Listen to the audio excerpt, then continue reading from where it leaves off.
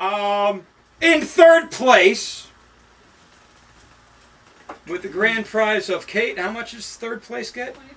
$25. All right. Woo! Andrew Line. Yeah.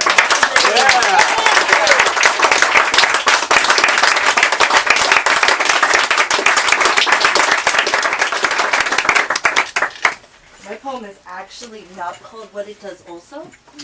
It's called Catalyst. 10:30. Markel was only 25. On the morning of March 8th, between the hours of 2 and 5 a.m., they shot her. Twice.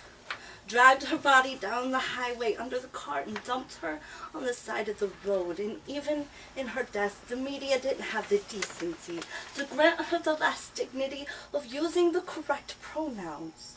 A man wearing woman's clothes was found dead, they said, as if somehow she had it coming. For daring to be different in a way that made people so uncomfortable. I watched the sheriff hold her at arm's length between phobic fingertips. His face said that the rancid stench of her sunrise rotted flesh was the epitome of everything wrong with the world. And as I cried for my sister, this girl had the ignorance to tell me not to take it personally. After all, people are murdered every day. Well, that's easy for you to say. Maybe if she were murdered for being a mundane, whitewashed suburbanite, people would pay attention, but it could have been me, and she was one of mine, so yes, I'm going to take it personally. Every time we lose another, I can't fathom why we're not rioting.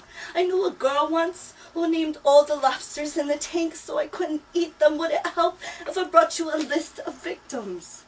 Do you know Huanti was 28? She was stabbed to death and left on a roadside dump. Amanda Gonzalez was strangled. An unidentified transgender woman whose body was never even claimed was dismembered and mutilated. Another beheaded, and 16-month-old Roy Antonio Jones III of Southampton, New York, was beaten to death by his mother's boyfriend, who told the cops he was simply trying to make him act more like a boy instead of a little girl. How many more have to die before we wake up?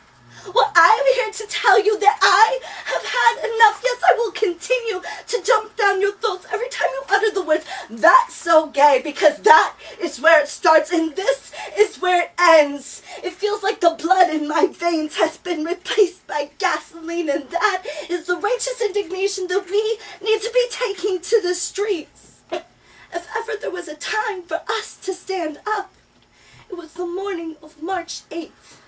Between the hours of 2 and 5 a.m. Let's not let it happen again. Woo! All right. Woo!